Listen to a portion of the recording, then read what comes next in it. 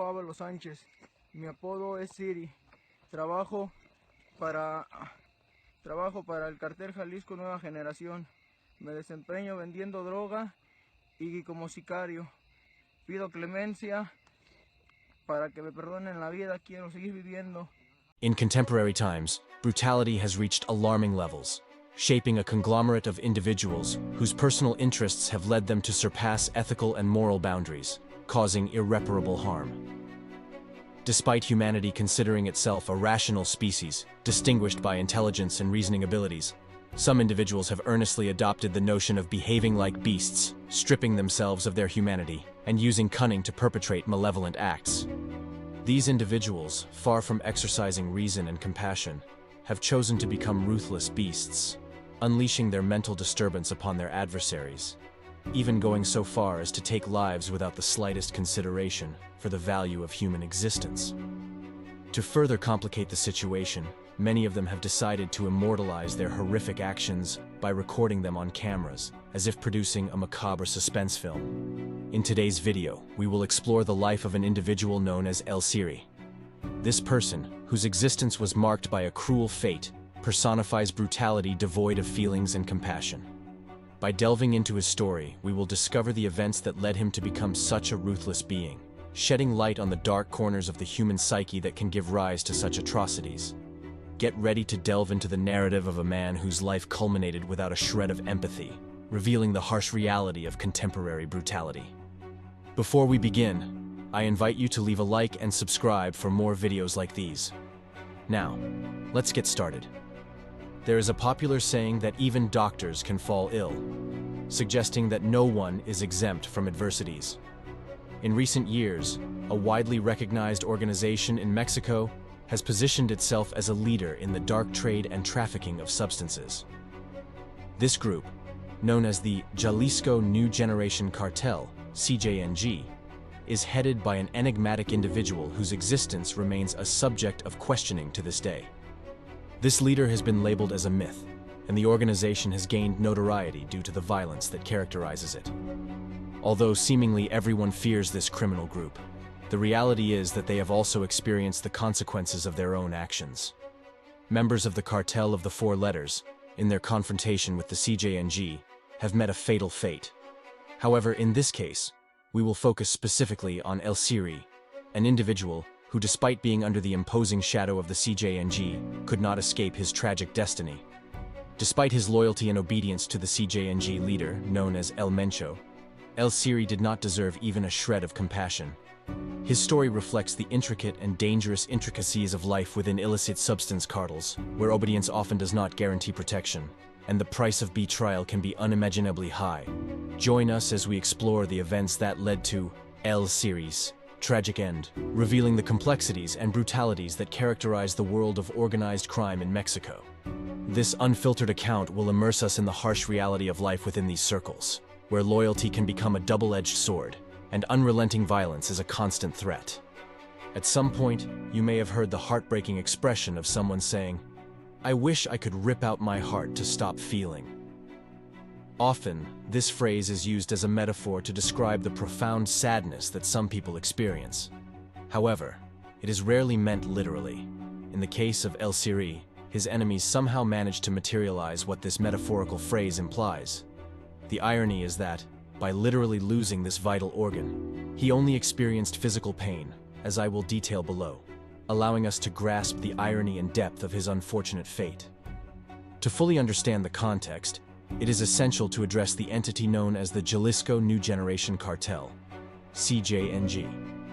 This cartel consolidated between 2009 and 2011 and has since been involved in countless incidents where elimination has been a recurring element. Its rise was led by Nemesio Oseguera Cervantes, also known as El Mencho, who elevated the CJNG to the top of organized crime. In fact, its reach and power are often globally compared to the infamous Sinaloa cartel. However, this journey to the top was not exempt from rivalries and conflicts, particularly in the state of Michoacán. This is where the paramilitary force known as the Viagras comes into play, consolidated by a family whose main leader is Nicolás Sierra, also known as El Gordo Viagra. The animosity of this group towards El Mencho has spread among its followers, triggering a wave of atrocities that have left a bloody precedent in Mexico, and, more specifically, in Michoacán. Media warfare and psychological intimidation have been impactful tools in this conflict. The cartel of the four letters, affiliated with the CJNG, has taken charge of spreading audiovisual evidence on social media when they subdue a rival. The elimination of any of their opponents usually comes accompanied by graphic videos describing in detail everything that happens during the act. This macabre method has contributed to creating a direct trust among CJNG members, who, from their perspective, consider themselves invincible in their impunity and cruelty. Unbridled brutality and the public display of their actions have reinforced the image of this cartel as an intimidating force in the turbulent landscape of organized crime in Mexico. Amid the turbulent confrontations between the Jalisco New Generation Cartel, CJNG, and its rivals, the Viagras, reciprocity in terms of blows and casualties has not been lacking. The cartel of the four letters, affiliated with the CJNG, has inflicted several blows to the Viagras. However, the impact of the elimination of a particular individual, Federico Avalos Sanchez, known as El Siri, from the CJNG, has left a particularly terrifying mark. Federico Avalos Sanchez, identified as El Siri, was recognized in narco-traffic and criminal circles. Amid his tragic fate, during his pleas for mercy, El Siri revealed a harsh truth that instills fear even among those deeply involved in the world of organized crime. Self-identifying in the illicit substance business, he made a shocking statement about the reality of support within the CJNG. In an act that departs from the loyalty and camaraderie typically associated with cartels, El Siri claimed that the CJNG does not support anyone and leaves its members abandoned and alone. In a desperate plea for mercy, he begged for absolution, expressing his desire to continue living. In a startling revelation, he warned young individuals not to trust claims of support coming from those linked to the CJNG, emphasizing that the cartel provides no protection or defense, leaving its criminals at the mercy of their fate in problematic situations. Although such confessions often arise under pressure from the opposing faction when detained, El Siri's words ooze palpable truth. His statement exposes the harsh reality that cartels, even amid apparent secrecy and loyalty, do not guarantee the protection of their criminals in problematic situations. Instead, they allow their elimination when circumstances dictate, leaving those involved in the dark world of drug trafficking with a stark and ruthless reality. Amid the shocking revelations of El Siri, an unsettling truth emerges that resonates in the consciousness of many. The claim that some government officials are involved in collusion with Mexico's largest cartels. In El Siri's words, there is a network of corruption involving high-ranking officials, with their protection not only allowing cartels to thrive, but also to grow disproportionately. This sinister connection raises concerning questions about the integrity and responsibility of certain government sectors, as it seems that, instead of eradicating crime, some officials actively contribute to its perpetuation. According to El Siri's claims, when cartels succeed, corrupt officials reap benefits and ensure their own protection. This seemingly mutual collaboration becomes more evident when cartels commit violent acts, keeping their smuggling routes secure and ensuring their impunity. The existence of this clandestine alliance raises questions about the integrity and responsibility of some government sectors, as it appears that, instead of eradicating crime, some officials actively contribute to its perpetuation. The disturbing prospect that police officers, instead of fulfilling their duty to protect society, work in favor of cartels, adds an additional layer of complexity and corruption to Mexico's already tumultuous organized crime landscape. El Siri suggests that these officers are sometimes threatened, and the lives of their families are in danger, presenting a harrowing image of individuals trapped in a dangerous dilemma, where loyalty to their duties and the safety of their loved ones are at stake, and they see no other option but to succumb to the demands of the cartels. Ultimately, these revelations raise crucial questions about the effectiveness of government institutions and the fight against crime in Mexico, highlighting the urgent need to address systemic corruption that seems to fuel the persistence and expansion of cartels in the country. In extreme situations, the promise of money can prevail over morality, triggering chilling events. In the video where Los Viagras interrogate El Siri, the protagonist is notably terrified, fully aware that his fate is imminent and, more brutally, anticipates that it will be a gruesome outcome. In this scenario, desperation and fear intertwine as El Siri faces the harsh realism of the violence awaiting him. After El Siri concludes his narrative and pleads for mercy, a member of Los Viagras, wielding a short, sharp object fine enough, extracts it and places it on Federico's chest with relentless force. At this moment, tension rises to unsustainable levels, and the object starts traversing Federico's ribcage, creating an injury that transcends the physical, delving into the psychological. Despite being fully conscious, El Siri watches in horror as his own body becomes the subject of brutality that surpasses any human limit. However, the cruelty of this process does not reach its culmination in this distressing moment. The dark narrative unfolds even further, leaving the viewer with uncertainty and anticipation of what is to come. This tragic episode illustrates the ruthless nature of cartel confrontations, where brutality and torture are used as tools to send messages of fear and consolidate control. The visual testimony of this extreme act reflects the dark reality underlying the underworld of organized crime, where the quest for power and thirst for revenge lead to inhuman actions that defy understanding and morality. This heart-wrenching example underscores the urgency of addressing and eradicating excessive violence in cartel confrontations, as well as the need to strengthen efforts to combat organized crime in its various manifestations.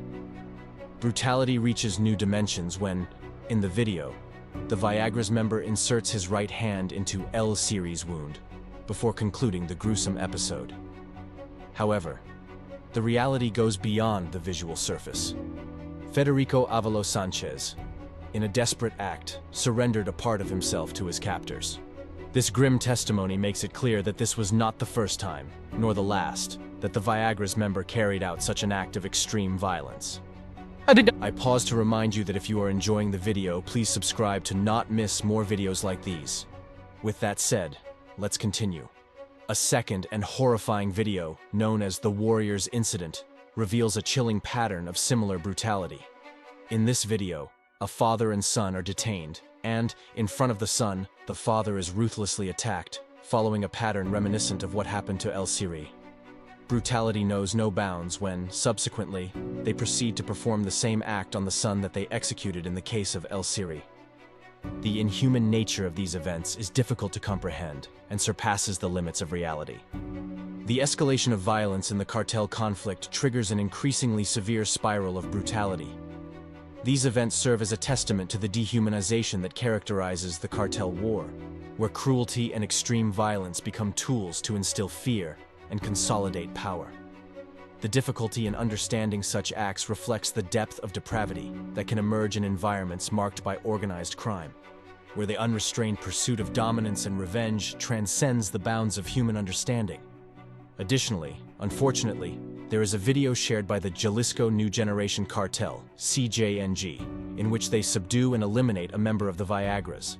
In this chilling material, the affected individual is subjected to extreme degradation and systematic mistreatment.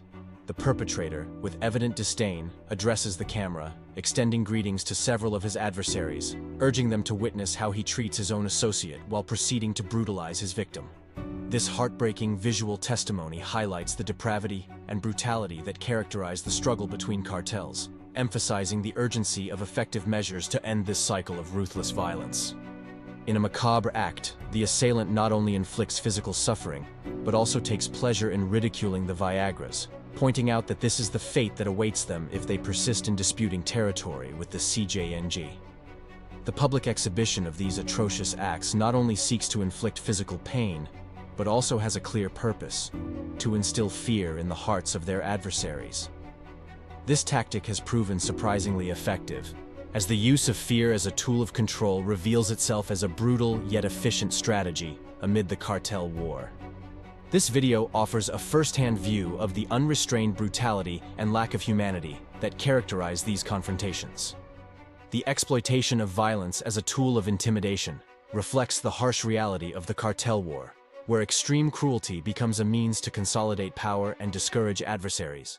These heartbreaking events underscore the urgent need to address the excessive violence prevailing in environments marked by organized crime in Mexico, Despite being one of the most prominent and powerful cartels in Mexico, the Jalisco New Generation Organization, CJNG, has not managed to prevail over Los Viagras in the Tierra Caliente region. Despite the multiple conflicts perpetuated by the new generation, both Los Viagras and the Cartel del Abuelo claim to maintain a considerable advantage in that territory, even up to the year 2021. This landscape suggests surprising resistance on the part of Los Viagras and the Cartel del Abuelo, challenging the CJNG's efforts to consolidate its dominance in that specific region. This prolonged conflict highlights the complexity and unpredictability of dynamics between cartels in Mexico, where the resistance of seemingly less powerful groups defies expectations and adds additional layers of uncertainty to the struggle for territorial control. Additionally, persistent rumors have circulated about the possible exit of El Mencho, the leader of the CJNG, from the scene. As mentioned earlier, the very existence of El Mencho has been a subject of doubt and speculation. Various versions have emerged, including the possibility that he is dealing with a serious illness, or that he is simply in hiding.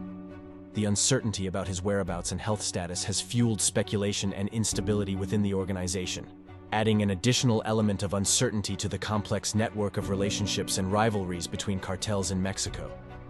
This scenario reveals the ever-changing and complex dynamics of the world of organized crime in Mexico, where alliances, rivalries, and territorial struggles are fluid and often unpredictable. Despite the prominence of the CJNG, the resistance of groups like Los Viagras in specific regions highlights the relentless nature of the competition between cartels for supremacy and territorial control. The Tierra Caliente region becomes a stage where the dynamics of organized crime are shaped by a complex interplay of factors, challenging expectations and showcasing the volatile nature of these conflicts. This ongoing change and uncertainty in leadership structure underscore the inherent instability in the world of organized crime, where internal intrigues and external factors can have a significant impact on the direction and balance of power between cartels. On multiple occasions, the connection between organized crime and government officials has been highlighted, and recently, an accusation against Alfredo Castillo emerged once again. This former Commissioner for Peace and Security, as well as integral development in Michoacán, and former prosecutor of justice in the state of Mexico, was accused of strengthening the criminal group known as Los Viagra, led by Nicolás Sierra Santana, alias El Gordo. This group is attributed with extorting avocado farmers and businessmen in the region, and currently maintains a fierce territorial dispute with the Jalisco New Generation cartel in Michoacán. The accusation was made by Guillermo Valencia, former mayor of Tepalcatepec, Michoacán, in an interview with the newspaper Reforma. According to Valencia, Alfredo Castillo empowered Los Viagra, first by recognizing them as self-defense groups, and later as part of his rural force. Valencia argues that this should be investigated, as it allowed the rise of this criminal group. In April 2013, when Valencia was still mayor, he was violently expelled from the city hall by individuals posing as self-defense groups, supposedly supported by Castillo. Juan José Farias, alias El Abuelo, is among those who promoted his expulsion. Farias had been investigated since 2009 for alleged links to the Millennium Cartel, and was arrested in 2011 for the possession of prohibited weapons. The Sierra Santana brothers, members of Los Viagra, were also involved in these events. Valencia denounces a simulation in terms of security during Alfredo Castillo's administration, claiming that this problem persists.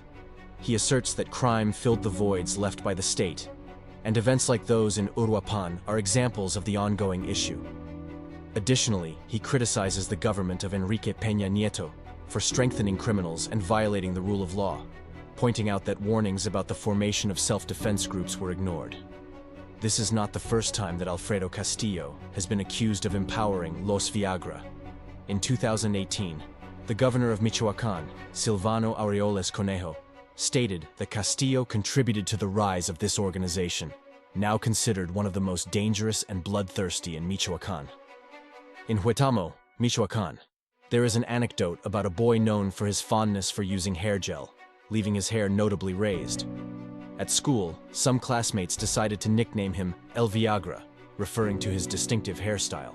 This is how Carlos Sierra Santana the youngest of 8 siblings, including 6 men and 2 women, became known as part of the criminal group known as Los Viagra. This organization has consolidated its dominance in the Tierra Caliente region of Michoacán, navigating alliances, betrayals, and failures of the authorities. Initially, Los Viagra were allies of La Familia Michoacana, later joined Los Caballeros Templarios, and subsequently associated with the Jalisco New Generation Cartel, CJNG. However, their relationship with the latter group became conflicted due to the dispute over control of the drug trade. Authorities attribute violence in municipalities such as Nueva Italia, Apatzingan, Paracuaro, La Huacana, Churumuco, Arteaga, Arroyo de Rosales, Nuevo Urecho, and Buenavista Tomatlan to the confrontation between Los Viagra and the CJNG. In the latter municipality, identified as the operational center of the Sierra Santana brothers, incidents occurred, such as the killing of the mayor-elect from Morena, Eliseo Delgado Sanchez, in July 2019. Javier Ureña, the secretary of the municipality and acting mayor, also fell victim to political violence. Recently, Elvia del Socorro Ortega, designated to take over as mayor, was forced to flee due to the capture of her father and brother. Michoacán Governor Silvano Aureoles attributes the escalation of political violence in this and other municipalities to the conflict between Los Viagra and the CJNG, led by Nemesio Oseguera, alias El Mencho, who curiously hails from the Michoacán municipality of Aguililla. Regarding the life of the Sierra Santana brothers, there is little biographical knowledge. It is known, however, that the extensive family comes from the Pinzandero Ejido, located in the town of Buenavista, within the municipality of Huetamo. Comprising 8 brothers, 2 women, and 6 men, all are linked to Los Viagra, following the tradition of a family-style involvement in drug trafficking. The brothers are Francisco, Panchito, Mariano, El Negro, Gabino, El Teto, Carlos, El Greñas, or La Sopa, Nicolás, El Gordo, and Rodolfo, El Rodo, or El Barbón. Of the sisters, only the name of one, Beatriz, is known, who is also involved in the operations of the criminal group founded by her brothers. The trajectory of Los Viagra moved from raising livestock, especially fighting roosters, an activity that brought them into contact with various drug trafficking leaders, to the field of organized crime, with a brief stint in self-defense groups. Some versions suggest that Servando Gomez, alias La Tuta, known for his interest in cockfighting and leader of Los Caballeros Templarios, a faction that emerged from the top of La Familia Michoacana, opened doors for the Sierra Santana brothers. Despite their dangerousness and ability to survive, the federal government never focused on Los Viagra as allies of the Jalisco New Generation Cartel, CJNG, in Michoacán. However, the situation changed when both criminal groups severed their ties, and the CJNG placed its trust and strength in Miguel Ángel Gallegos Godoy, alias El Migueladas, a low-profile criminal recognized by authorities as the true kingpin in Michoacán. Before his identification as the CJNG leader, Gallegos Godoy was also linked to self-defense groups. The federal government prepared a special report on his operations in the state, identifying him as the authentic leader of La Familia Michoacana and later Los Caballeros Templarios. Operating from the Ziquiran community in the municipality of La Huacana, Gallegos Godoy dominates the region, with the aim of controlling the drug trafficking corridor leading to the port of Lázaro Cárdenas, Michoacán. This corridor has become the epicenter of the dispute between Los Viagra and the CJNG, triggering violence again in Michoacán and resulting in confrontations, road closures, and accusations of complicity against the state governor, Silvano Aureoles. Nicolás Sierra Santana, leader of Los Viagra, claimed to have paid 1 million pesos to the Michoacán governor for electoral purposes and offered another 10 million to pacify the Tierra Caliente region, according to his testimony recorded in a video and circulated on social media in 2017. Currently, the criminal organization in question has significantly expanded its business strategies, seeking to diversify its operations beyond the traditional sale and distribution of illicit substances. Their actions have encompassed various harmful activities that have left a trail of devastation in several communities. Among the tactics adopted with notable success are mini casinos, a thriving illegal business generating millions of pesos in income each month. Authorities in Michoacán have responded to this growing threat by dismantling several of these establishments, especially those located in the municipality of Buenavista. In these places, slot machines are used for criminal purposes, representing another manifestation of the complex network of organized crime operating behind their use and installation. The Directorate of Games and Draws has pointed out that these mini-casinos not only pose a threat to legality, but also act as sources of corruption for minors. Therefore, it is imperative that they obtain a permit granted by the Ministry of the Interior to operate legally. Otherwise, they are considered illegal and subject to coercive measures. A notable event in this context took place on September 20, 2023, when elements of the Public Security Secretariat, SSP, seized 163 slot machines linked to Los Viagras.